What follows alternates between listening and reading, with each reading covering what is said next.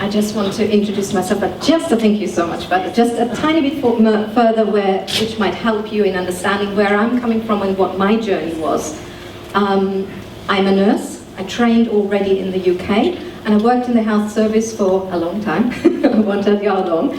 And then in 2004, I came across the Creighton model system.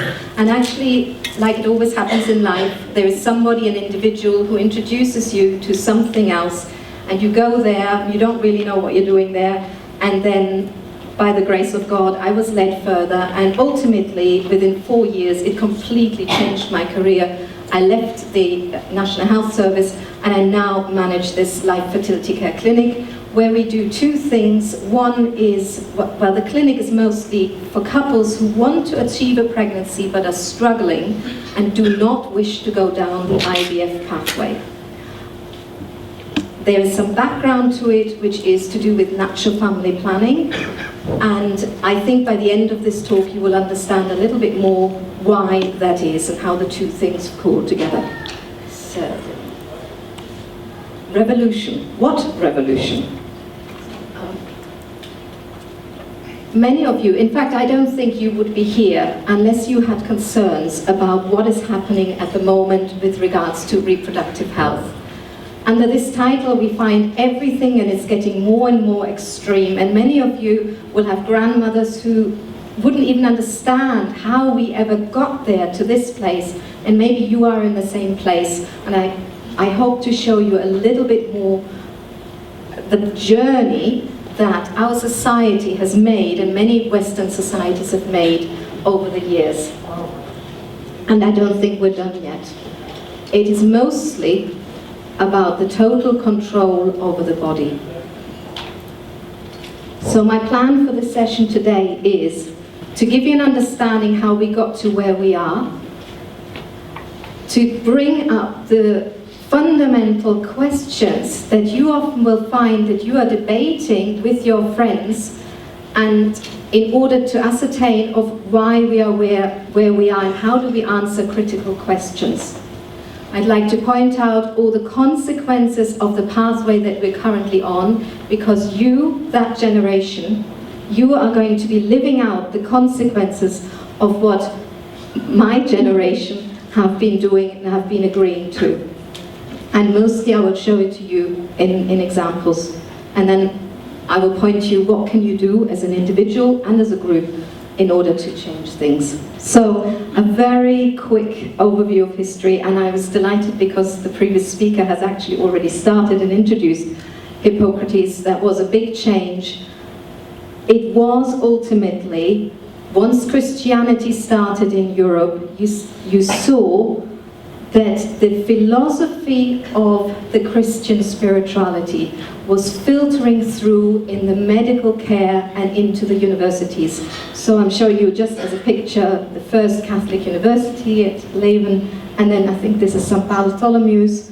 These were initially Christian-based institutions that were taking care of the sick, and the kind of care that we were giving was the kind of care of what the people believed that they should be providing. And then, if we fast forward this now, there was a philosophical, very clear change. And St. John Paul II, in his book, Faith and Reason, points back to Descartes as one of the key changes in attitude, because the change was from, it's not who I am, or I think, therefore I am. So therefore it is no longer our being that is determining our value, but the fact that we can think. And you will see this right through when you get to the questions of euthanasia, where it keeps coming back that the quality of life is being determined by what we can achieve, usually on the mental side, rather than that there is an intrinsic value in being a human being. Now, in all that time frame, of course, we also had atheism coming through more. The questions were being asked in terms of what medical care is, how the doctors, the Hippocratic Oath was being questioned. You have more and more a development of breaking down the genome code. there was an attitude of, well, if we just study hard enough, we are going to be able to determine everything and we no longer need God. And obviously huge changes that people were questioning the Catholic authority especially, that was so prevalent in the universities and filtered into the hospitals. And they started to have sort of alternative voices, bioethical institutes started to emerge, and into all this change we've got the Second Vatican II.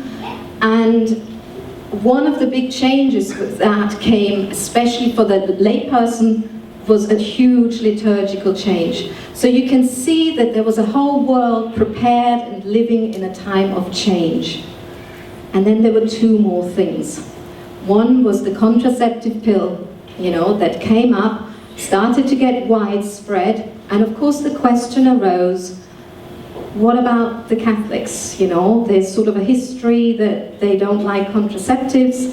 What are we going to do about this? And if you ever want to read a good soap story, read how Humanae Vitae came about, because it was initially supposed to be part of Vatican II. It was taken out of there.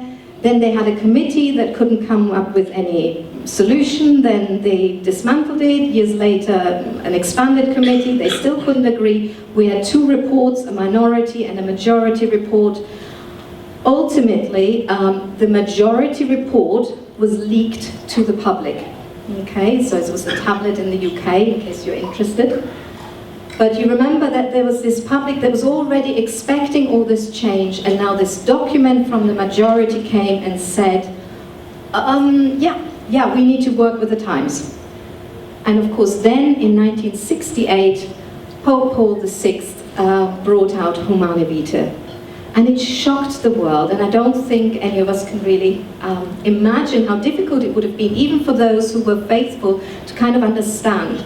But if we want to know where we are today, we need to think through where the consequences were, because essentially, I'm now referring back to some work by Reverend Joseph Tham. He showed that there were 4 different responses to Humanae Vitae, and they ranged way more than just Catholic theology. So you had one group, the faithful Catholic moralists. We know that St. John Paul II was one of those. In the UK, the bishop, Archbishop of Cardiff, was very strongly also supporting the document. But on the whole, this group was a minority, and many other people didn't know how to defend and understand Humanae Vitae. So what happened is, a lot of Catholic theologians came up and provided alternative solutions, and there was a disobedience against the teaching that came out. At the same time, also I'm just giving you some examples in terms of names, and then also the pioneers of biosecular institutes, they were generally speaking disgruntled Catholics that couldn't understand and refused to follow the guidance of Humanae Vitae, and they started their own bioethical institutes all over the world. And now we already know that the Protestants already okayed, after the Lambeth Convention in 1932, contraceptives, that's we're talking for married people. But what happened now is a very significant step. The 3 groups in the yellowish started to liaise together. So you would have the theologians speaking, keynote speakers at the Bioethical Institute's conferences, and vice versa. And what happened was, they presented themselves to the authority, we're talking the political levels of everywhere, and the decision makers and the lawmakers, as a united group. And that, for the first time in history, bypassed the voice of the church within the field of bioethics.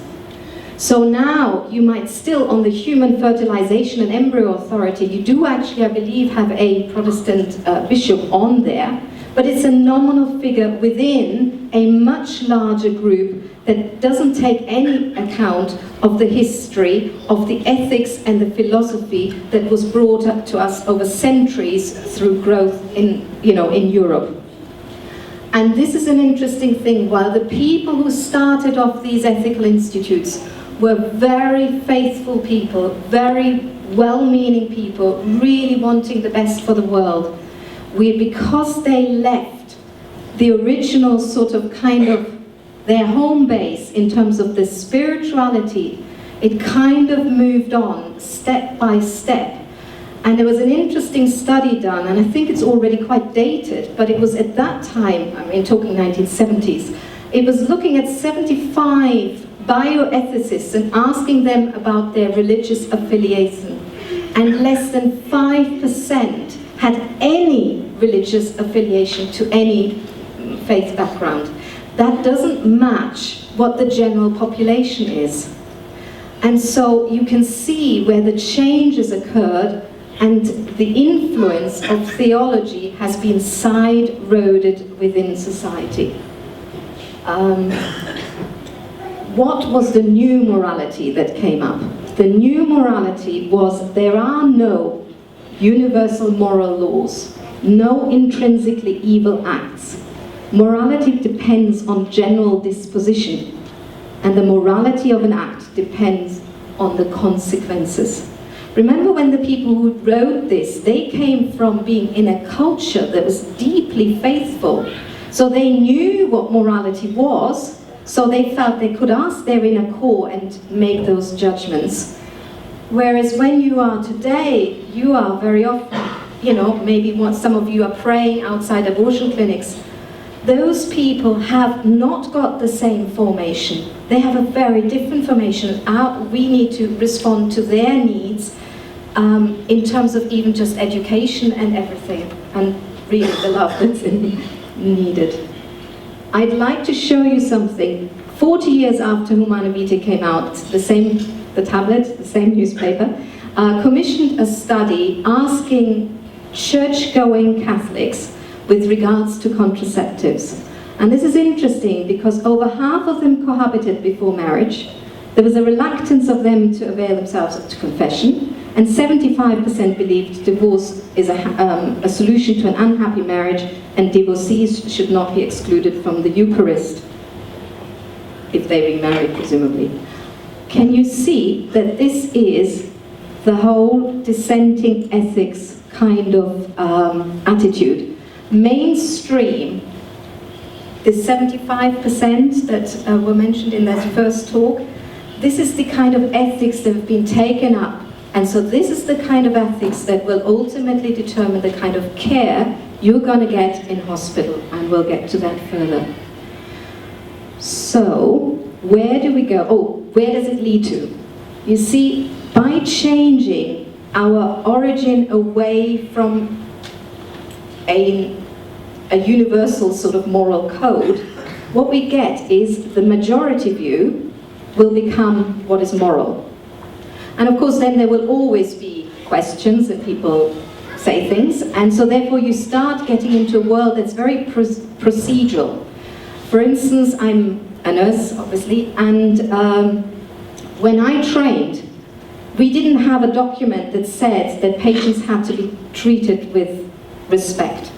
It was known.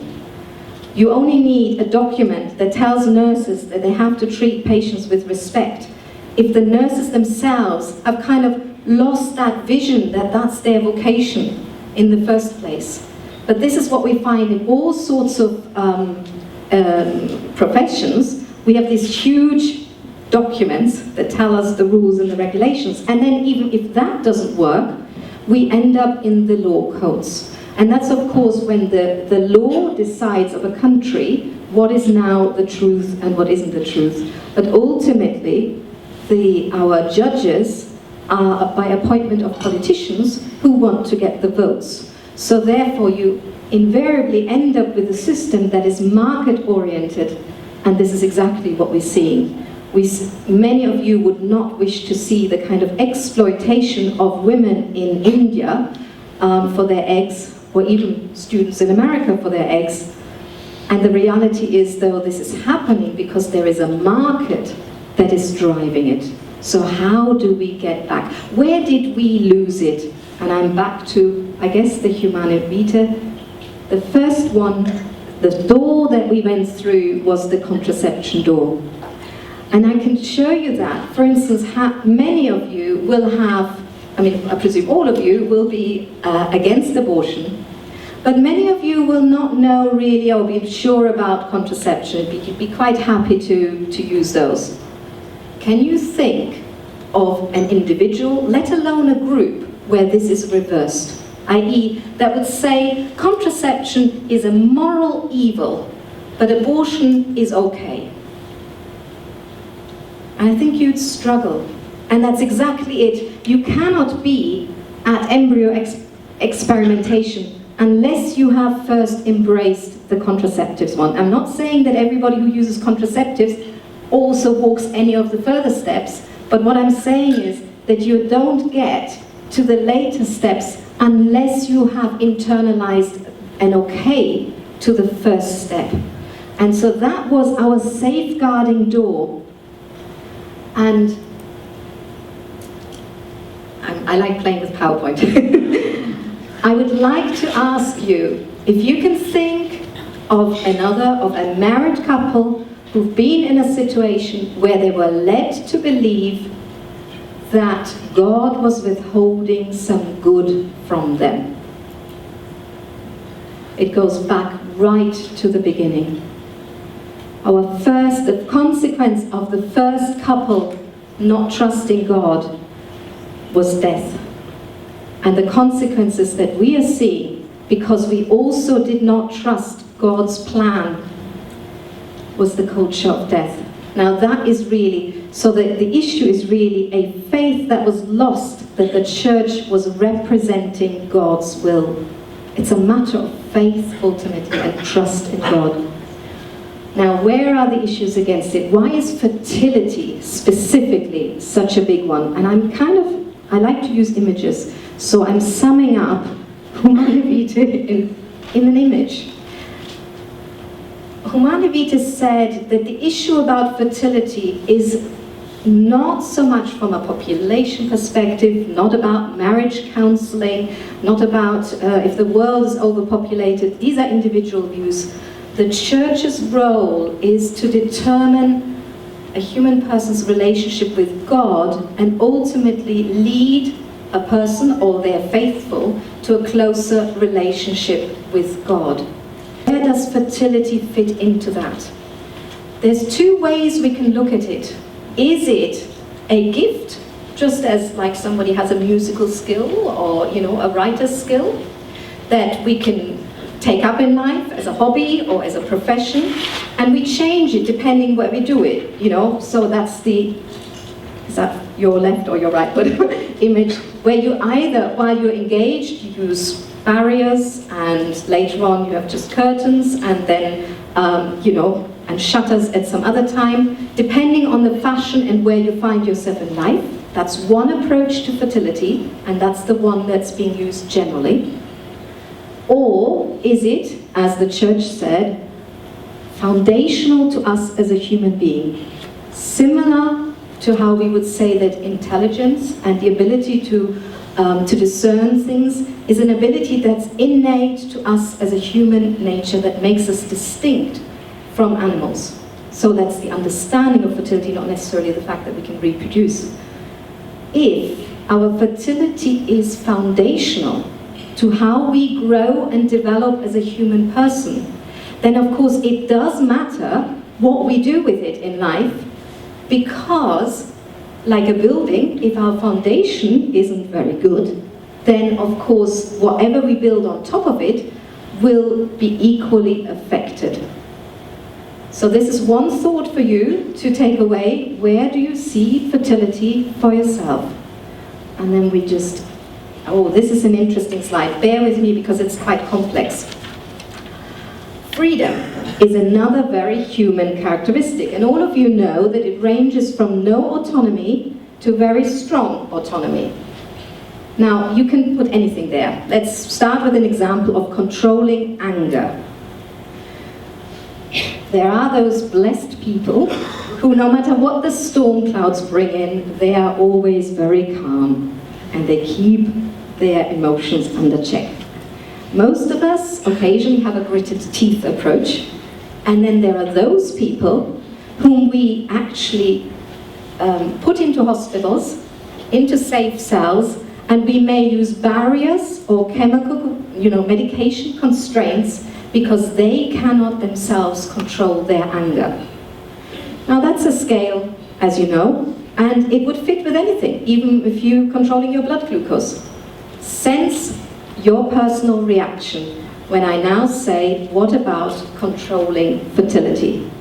Because if that diagram is correct, then those people who need barriers and chemicals in order to control their fertility are actually less free than those who can determine fertility on their own. Now there's two things that I need to say. One is, why did women in the 1960s so thoroughly embrace, so eagerly embrace the contraceptives?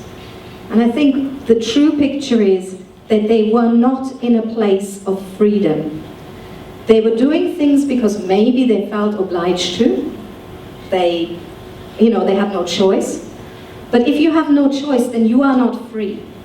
So since I'm teaching natural family planning as well, when any of me or my colleagues teach this, the whole purpose is to enable a couple to find to the freedom and that total autonomy where they can control, where they are in charge of their fertility.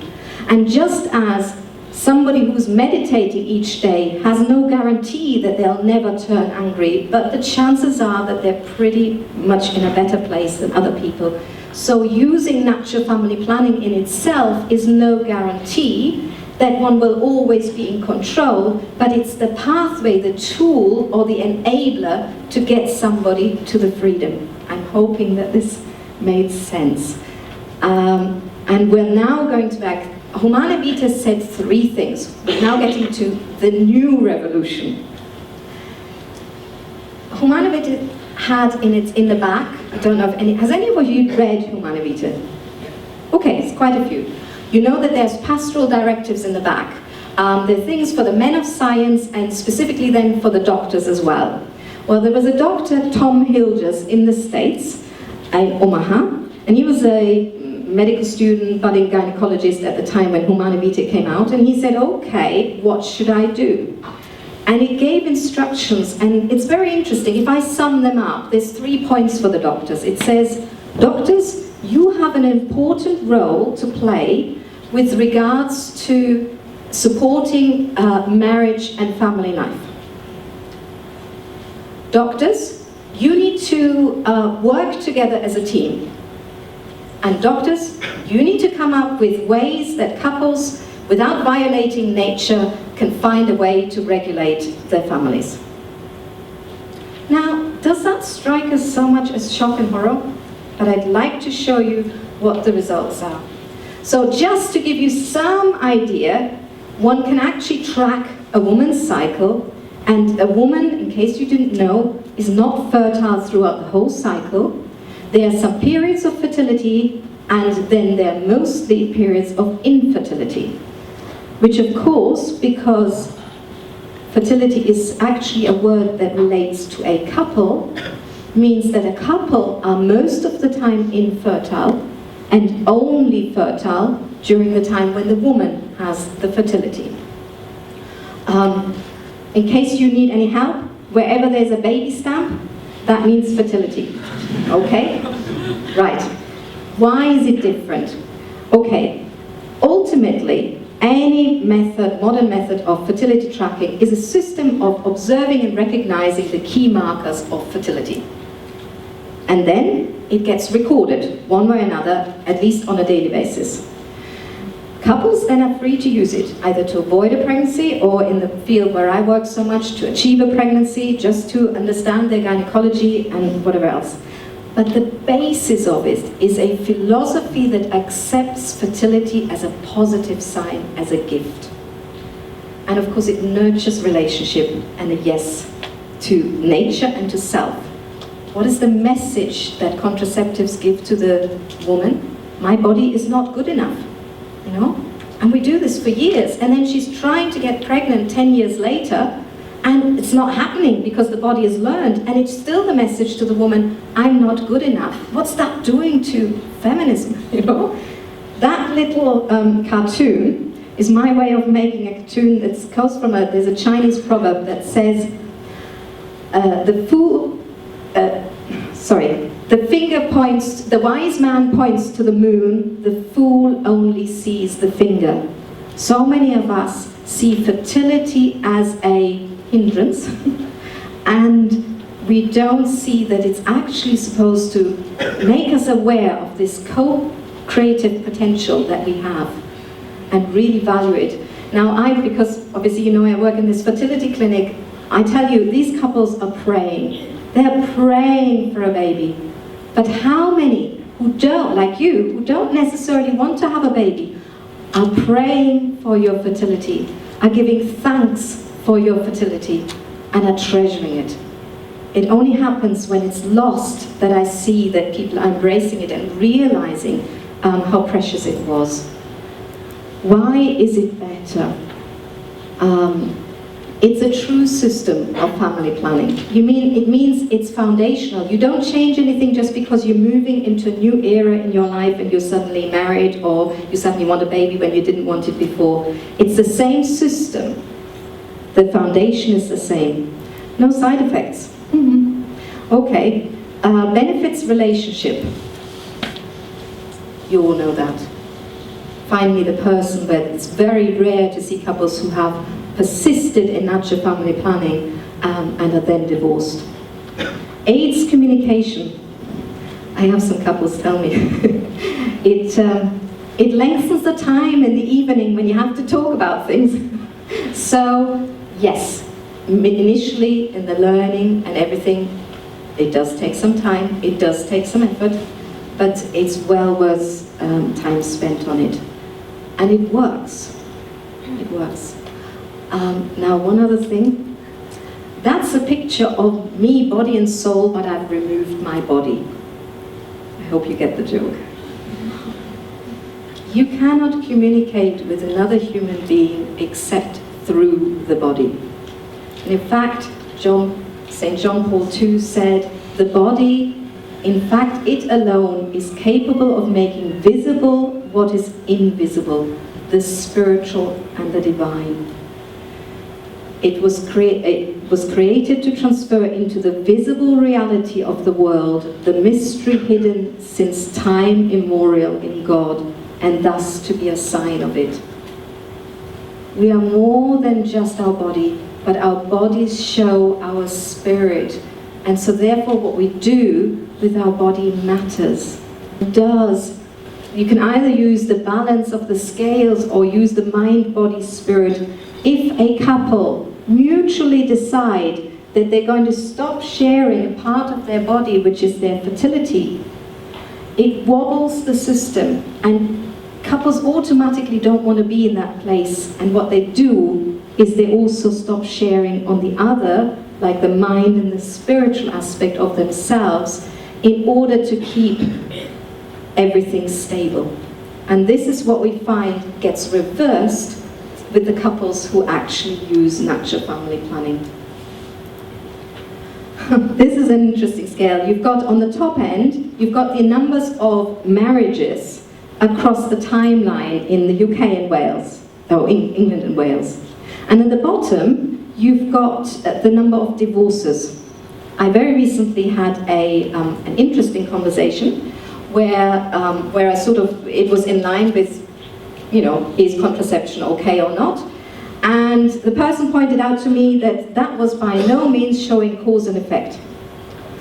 So we talked a little more, and then he pointed out, oh yes, this is after the war, and for each little spike, he had an explanation as to why it would have occurred. Until I pointed out that we've now resolved every spike, apart from the one that happened here, and went up there, and the fact that it was going down. And so he was very gracious and kind of said, well, it is pointing towards the possibility that there might be a strong link. So you need to make up your own mind. But there is a time and a place where things changed. And it doesn't just change for the couple itself that might get divorced, it is actually changing it generation-wise. And how many of you have parents and grandparents who would have always gotten married, and yet you have many friends who would just be living together and cannot see the value of the relationship that is a marriage. And then, I don't know if from your area you can see it, but the ills of the world kind of are listed here. Abortion is on this one here, and then this is across time, and you can see the shift in terms of increase as all the things that we don't want are gradually over time have made a shift towards a place where we don't want to see it really go. And one final example, just looking at one of these lines is the number of condoms that have been distributed, and the other line over time, and the other line is the incidence of AIDS over the same time. But there is no cause and effect, so the experts tell us. So where is the pro-life connection? When people learn about their fertility as something positive, it generates also a yes to life, because the question immediately arises.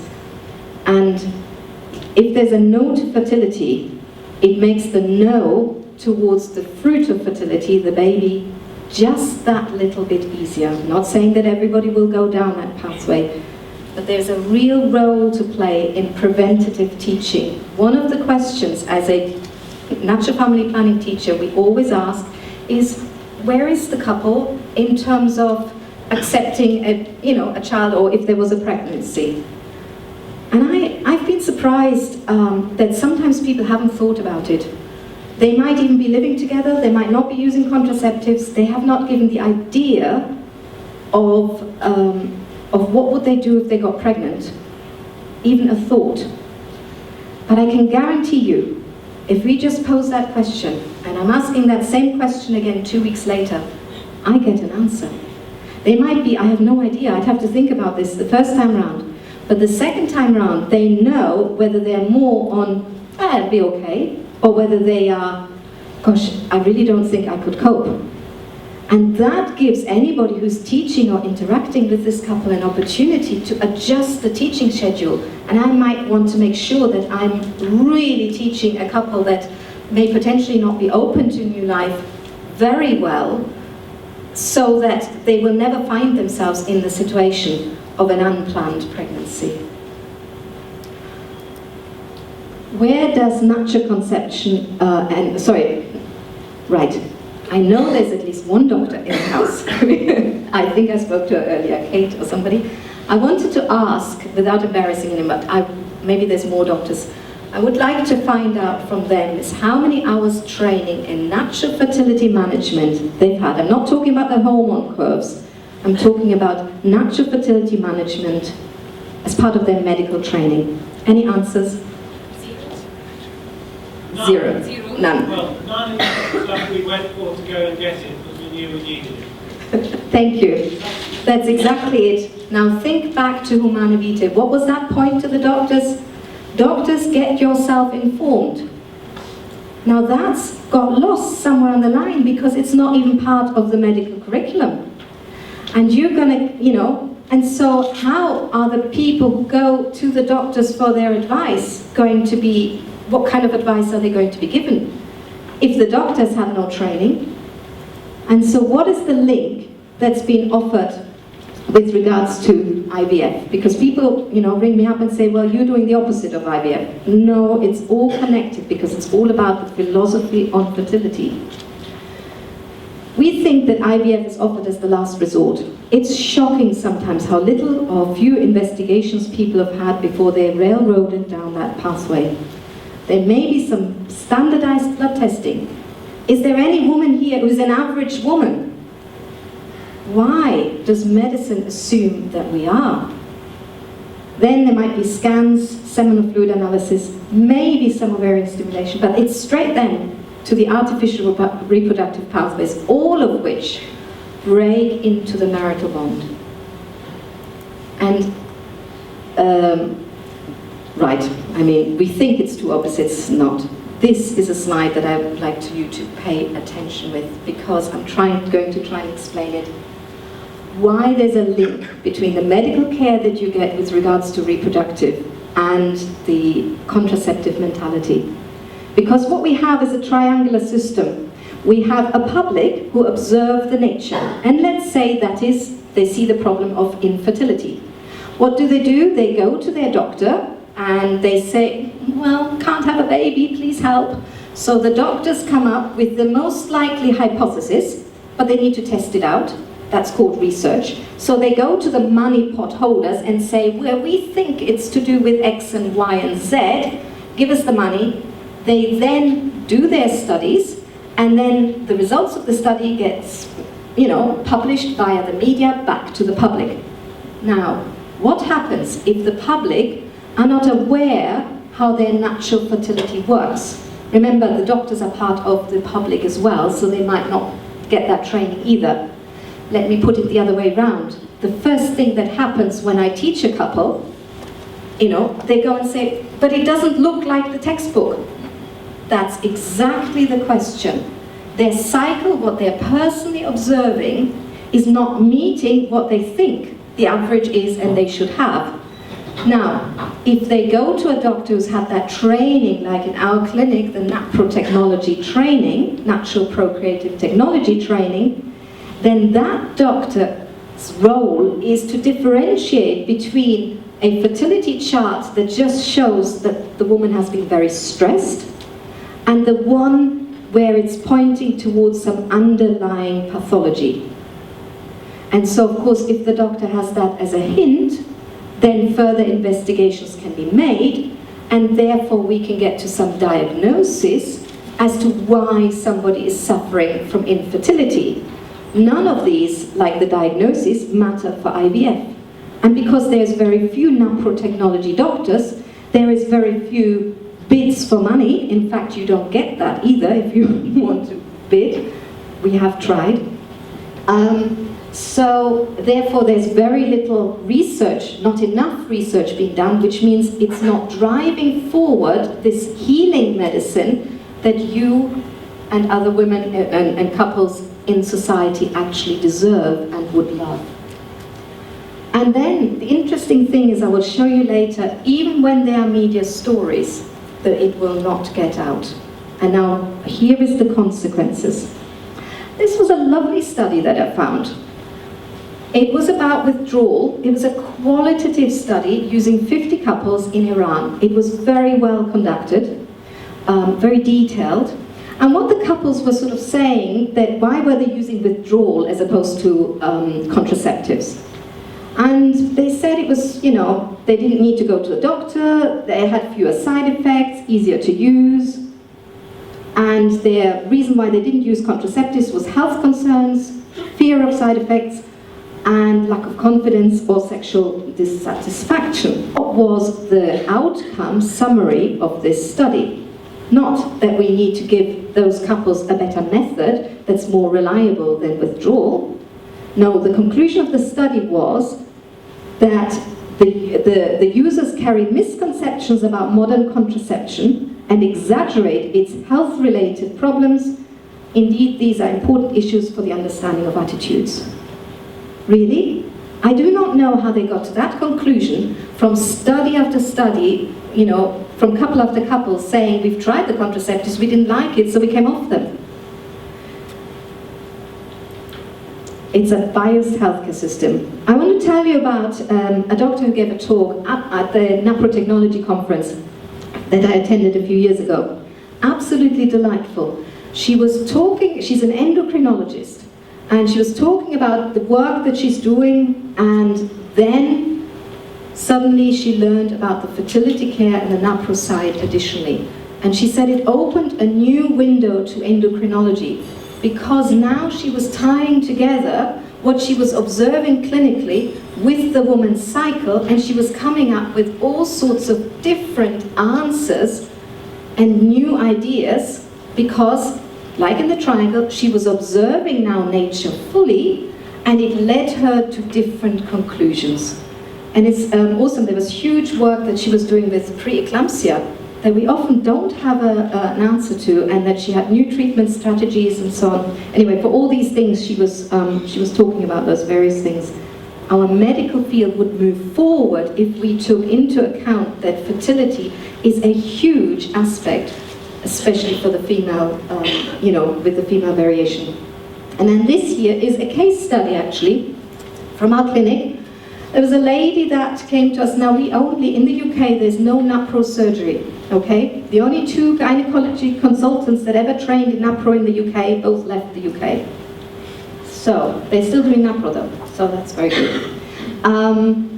So there was a lady, and she had polycystic ovarian syndrome, and we sent her, try and get this surgically treated. So she went to the gynecologist, who told her, this is what I have from her, that her chances of success of having a baby after she has that surgical procedure was 10%, but if she did IVF it was 50%, which was extraordinary because for her age range the average was only 34% or something according to the Human Fertilization Embryo Authority. But leave that as it be. 10% for the surgical repair success rate. So I showed her this paper because in the 1960s the surgical repair success rate was 80% in the UK for this condition, i.e. having a baby afterwards. And then from that document I showed her they looked at several studies, so that data has been reproduced. It wasn't just one doctor that was so wonderful. And it showed that the cumulative rate of pregnancies was 76%, and if you added the medical treatment on top of it, it was up to 88% of couples that actually had a take-home baby. Pregnancies or take-home baby, I might be wrong here, it could have been pregnancies. Actually, no, I think it was actually take-home baby. I might have to go back to the article to actually verify that, sorry about that. Either way, if today 10% is what's being quoted, what are we losing in terms of surgical skills? So what does that mean for you when you might find yourself in a few years' time trying to conceive and you want to get surgical repairs? It's so difficult to access this, and we as a clinic in NAPRO technology are struggling because we are referring people into an NHS system or even a private system that is so focused on an IVF pathway that alternatives such as surgical repairs are not even being considered. Now, the nice thing about this here is that this lady was confident enough to really ask for the surgery, and she did have the surgery and she did have the baby. So, that's a nice story. But how many people would not have necessarily the skills to be so demanding when they're being told such bad statistics? And this one was the real heartache for me. We have an increase in breast cancer at the moment by 2% every year. They don't understand why. I'm sure you do. And in particular, it is the aggressive type ones, and it's hitting the younger and younger people. At my parents' generation, yes, they would know about cancer, but they probably it would be so rare that somebody under the age of menopause, that a woman would get breast cancer. And now, even in my own environment, I can think of almost a handful of people that are affected by this. There's 2 elephants in the, one is the contraceptive pill and the other one is abortion, but nobody wants to look at the elephants in front of people. But this is the alternative revolution. What about when people use natural fertility management? This data was presented in 2004 when I went to the conference by Dr. Tom Hilders, and it blew me away. When women, you need to know this, when women start charting their cycle, there's an area called post-peak phase. It's a term for natural fertility management. Medically, it's usually linked with the luteal phase. It's a time after ovulation to the end of the cycle. It's supposed to be a steady time. Now, it can vary a bit, but for any woman, it should always be roughly about the same time. However, some women have great variabilities, and Dr. Tom Hilders just looked at the cohort that he had, and he had 16 patients who, during the course that he knew them, had developed breast cancer.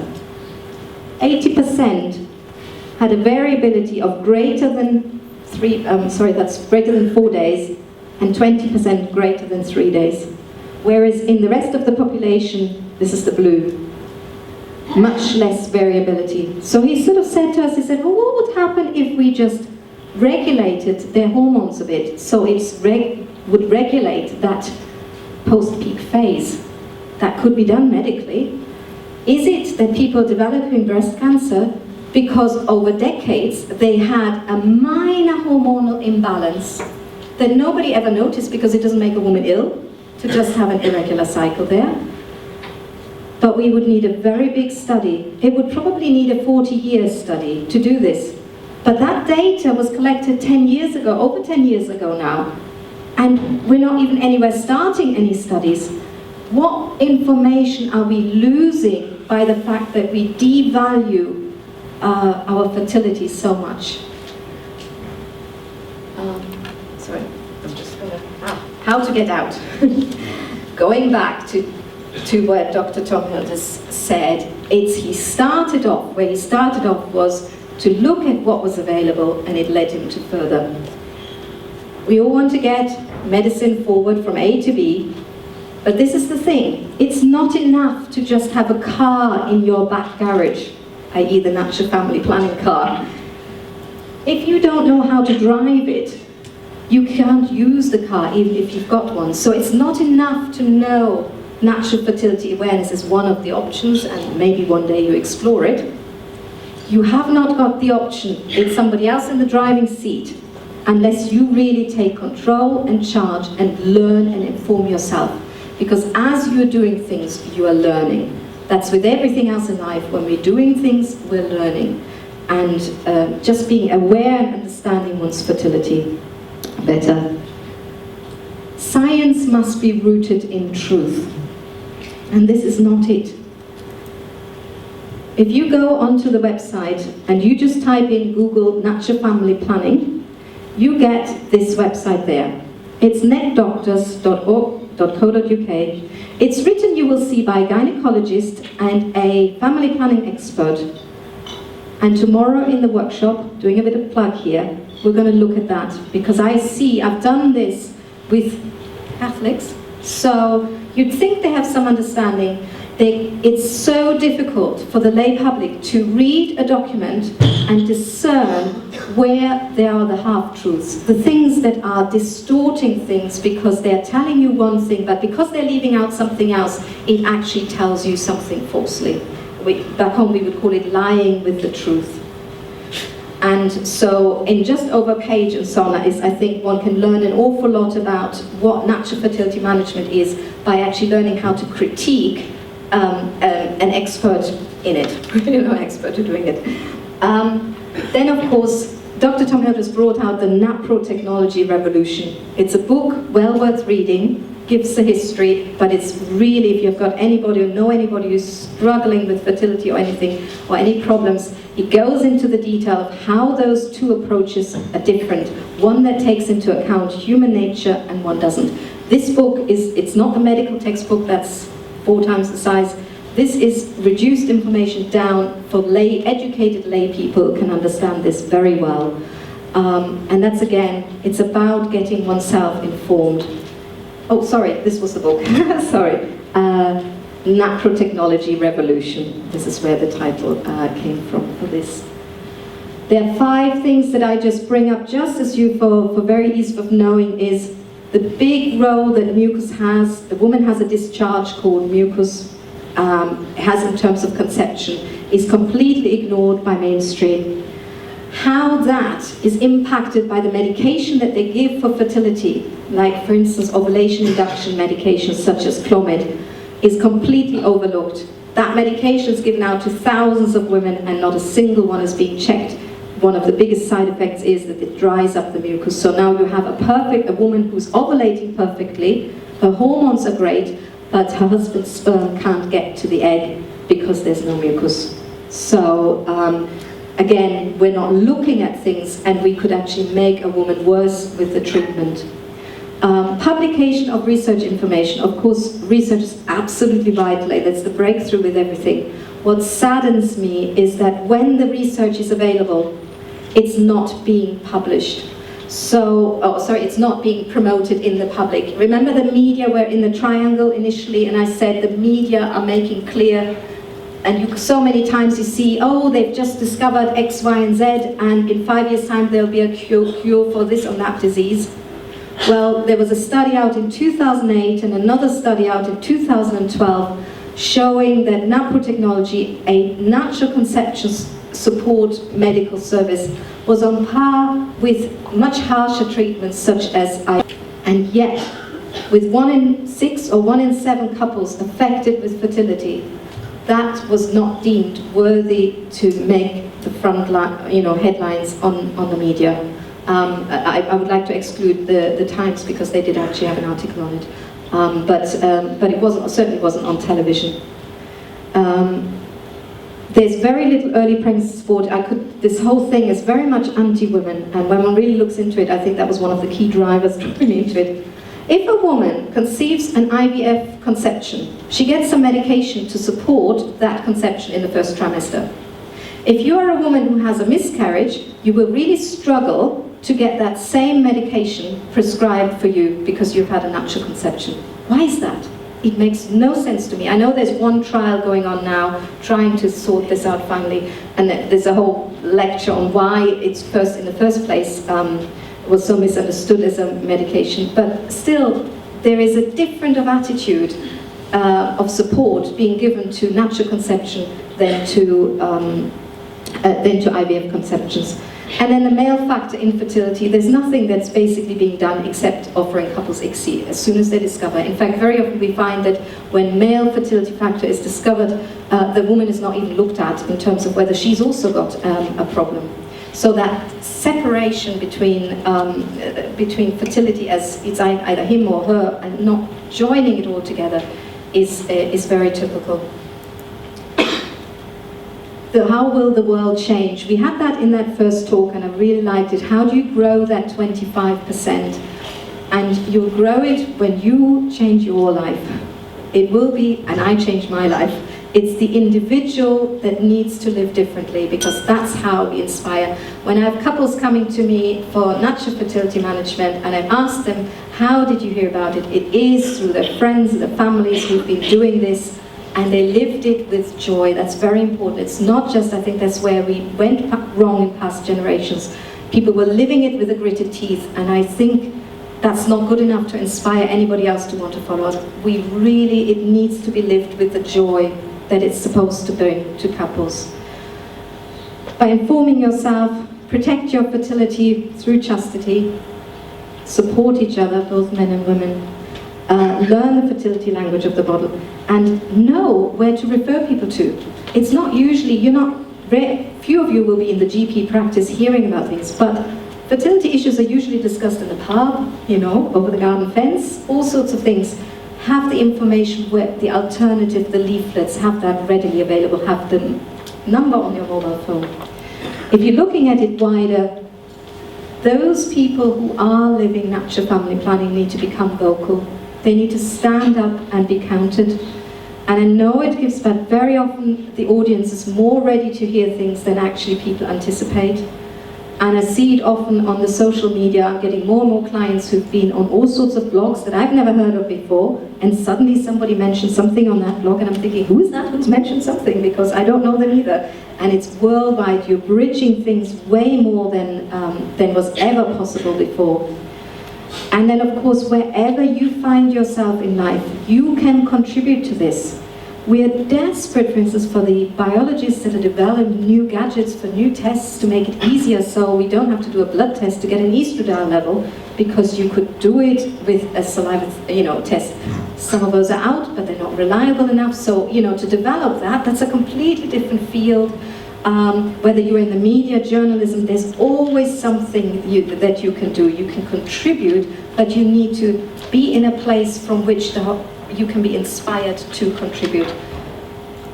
And we mustn't forget, there's a wonderful world out there. God has created the nature beautifully, And we are to discover it and to find out more. That's our calling. But we mustn't forget the root he said to us through his own son, you know, it's by the cross. So many of you, if you want to follow that pathway, you will struggle. You might be ridiculed. People might critique you. And hopefully you will have some friends who support you, that you have the courage to carry on. It's very difficult to see when couples, you know about this, and yet they still choose to follow alternative pathways, you know, that are not in line even with their own spirituality. And it's just, it's about enabling people to make those courageous choices, and many do. So it is both ways. And I really wanted a different picture here, but I couldn't find the one. I'll explain the one I wanted to. This is actually, last year, the Nanotechnology people do a conference every year. And it took place in Stratford last year. All the media knew. It wasn't anywhere. So there was this alternative. The experts from worldwide came, and it wasn't in the media, which is extraordinary, really. But we had a good time, so it was there. But what I really wanted to show you was a picture, and it was from America, and it was a picture of 6, I think, or maybe even more, young gynecologists, and they were retaking gynecology. One of the things that's been happening is that for probably a couple of generations now, all those people fearful because of the abortion question have exited a whole field of medicine, bit by bit. And so we've abandoned it and left it to basically a very pro-choice philosophy to provide the reproductive medicine care in this country. And there was a group of really young gynecologists who all were following the new pathway, this alternative pathway, using nanotechnology and offering a service that was actually what the couples themselves want. Because most of you, when you get married, you're thinking of having kids naturally. You're not really dreaming about going down to an IVF clinic. So I think that's it. Thank you for listening.